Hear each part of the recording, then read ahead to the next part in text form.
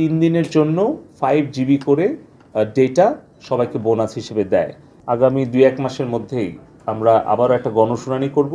যতগুলো প্ল্যাটফর্ম তারা ব্লক করেছে সেই সংখ্যাটা অতি নগণ্য। তারা কি বাংলাদেশের জন্য তারা ভিন্ন ধরনের পলিসি অ্যাপ্লাই করেছে? কত দ্রুত মোবাইলের 4G নেটওয়ার্কটা আমরা পুনর্স্থাপন করতে পারি সেই সিদ্ধান্ত আমরা গ্রহণ করেছি। আরেকটা ইস্যু ছিল যে আমাদের মোবাইলের যারা গ্রাহক আছে তাদেরকে এই ক্ষতিটা কতটুকু আমরা পূরণ করতে পারি। তো আজকে বৈঠকের যে দুটি উদ্দেশ্য সেটি পূরণ হয়েছে। আমরা আজকে বিকাল 3টায় মোবাইল 4G নেটওয়ার্কটা আমরা পুনর্স্থাপন করব ইনশাল্লাহ, এবং আমাদের গ্রাহকদের আসলে ক্ষতির বিষয়টি বিবেচনায় রেখে আমরা একটা সিদ্ধান্তে এসেছি যে 3 দিনের জন্য 5 জিবি আমরা বোনাস হিসেবে প্রত্যেক গ্রাহককে দেব। যার হয়তো 200 MBPS ছিল সেও পাবে 5 জিবি, আবার যার হয়তো 5 জিবি 7 ডে ছিল প্যাকেজ সেও 3 দিনের জন্য তারা 5 জিবি বোনাস পাবে। তো আমাদের একটা সিদ্ধান্তে আসতে হয়েছে যেটা সকল গ্রাহকের জন্যই হয়তো উপকারে লাগবে এবং আমরা যৌক্তিক বলে মনে করেছি, এবং এটাই আমরা মোবাইল নেটওয়ার্ক অপারেটরদেরকে নির্দেশ দিয়েছি তারা যেন 4টি মোবাইল নেটওয়ার্ক অপারেটরই আজকে 3টার পর থেকে তারা মোবাইলে 4G নেটওয়ার্কটা পুনঃস্থাপন করে এবং পাশাপাশি 3 দিনের জন্য 5 জিবি করে ডেটা সবাইকে বোনাস হিসেবে দেয়। এই দুটো হচ্ছে আমাদের আজকে এজেন্ডা ছিল।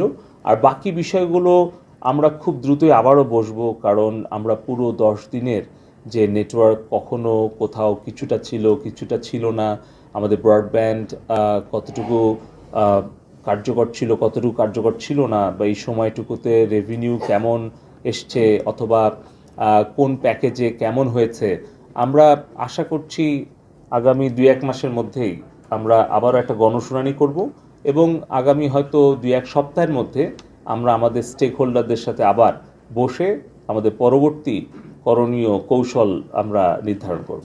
আমরা গতকালকে ফেসবুক, ইউটিউব এবং টিকটককে এবং সোশ্যাল মিডিয়া যারা পপুলার প্ল্যাটফর্ম আছে তাদেরকে আমরা একটা চিঠি দিয়েছি বিটিআরসি থেকে। আমরা চিঠিতে লিখেছি যে গত 1 মাসের আমাদের দেশে ঘটে যাওয়া বিভিন্ন অনাকাঙ্ক্ষিত সহিংসতা এবং বিভিন্ন ধরনের যেই প্রচার গুজব, আপনি যেটা যথার্থই বলেছেন যে গুজব, মিথ্যা, অপপ্রচার, এগুলো ছড়িয়ে যে বিশৃঙ্খল অবস্থা সৃষ্টি করেছে একদল ষড়যন্ত্রকারী, সেগুলোর বিভিন্ন প্ল্যাটফর্ম, বিভিন্ন কন্টেন্ট আমরা তাদেরকে বিভিন্ন সময় পাঠিয়েছি, কিন্তু যতটুকু তারা কন্টেন্ট টেক ডাউন করেছে, যতগুলো প্ল্যাটফর্ম তারা ব্লক করেছে সেই সংখ্যাটা অতি নগণ্য এবং এটা অগ্রহণযোগ্য আমাদের কাছে। এবং আমরা বলেছি যে বাংলাদেশের সংবিধান, বাংলাদেশের আইন এবং ফেসবুক, ইউটিউব, টিকটক তাদের নিজস্ব যে কমিউনিটি স্ট্যান্ডার্ড এবং তাদের যে পলিসি, সেগুলো তারা নিজেরা মেনে সংবিধান অনুসরণ করে আইন মান্য করে বাংলাদেশে তারা কি সাইবার স্পেসটা ব্যবহার করতে চায়, নাকি বাংলাদেশের সংবিধান ভঙ্গ করে, আইন ভঙ্গ করে তাদের নিজেদের দেওয়া কমিউনিটি স্ট্যান্ডার্ড অমান্য করে তারা বাংলাদেশে প্রচার করতে চায়। তারা কি বাংলাদেশের জন্য তারা ভিন্ন ধরনের পলিসি অ্যাপ্লাই করেছে, নাকি তারা America, Myanmar, India, Sri Lanka, Singapore, অন্যান্য দেশে তারা ইউরোপ, আমেরিকাতে, এশিয়াতে অন্যান্য দেশে যেভাবে তারা তাদের পলিসিগুলো অ্যাপ্লাই করে সেই স্ট্যান্ডার্ড কি তারা নিজেরা আমাদের বাংলাদেশের জন্য মানছে, নাকি ভিন্ন ভিন্ন অবস্থান নিচ্ছে? আমরা দেখতে পাচ্ছি যে আমাদের বাংলাদেশ আওয়ামী লীগের সমর্থনে যেই পেজগুলো, যেই ফেসবুক অ্যাকাউন্টগুলো কাজ করত, এরকম 50টা পেজ এবং অ্যাকাউন্ট তারা ব্লক করে দিয়েছে।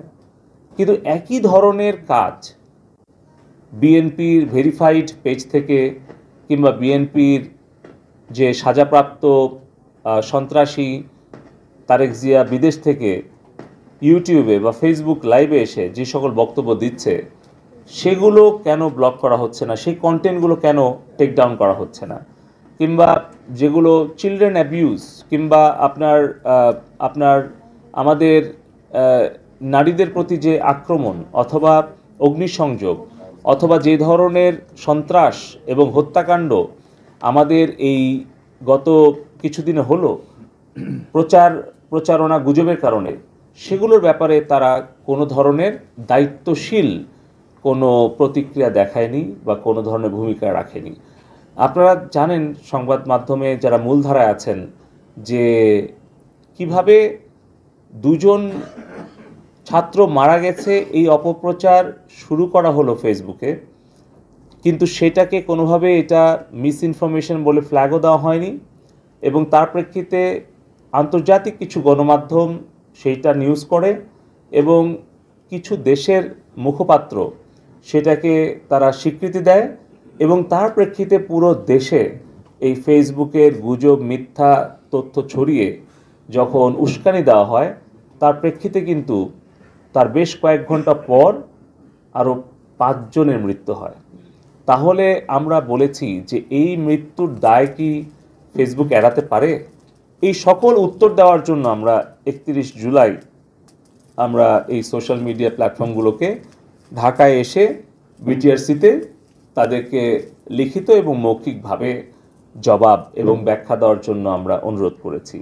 তারা এসে যুক্তি এবং ব্যাখ্যা দিয়ে যদি আমাদেরকে বুঝাতে পারে যে সারা বিশ্বের সব দেশের জন্য তাদের নীতিমালা একই এবং অন্যান্য দেশে তারা যেভাবে কন্টেন্ট তারা টেকডাউন করে বা ব্লক করে, বাংলাদেশের ক্ষেত্রেও তারা সমানভাবে তাদের এই বৈষম্যমুক্ত আচরণ করছে বা করেছে বা করবে, তাহলে এগুলো আলোচনা ব্যাখ্যা বিশ্লেষণ করে তারপরে আমরা সিদ্ধান্তটা গ্রহণ করতে চাই।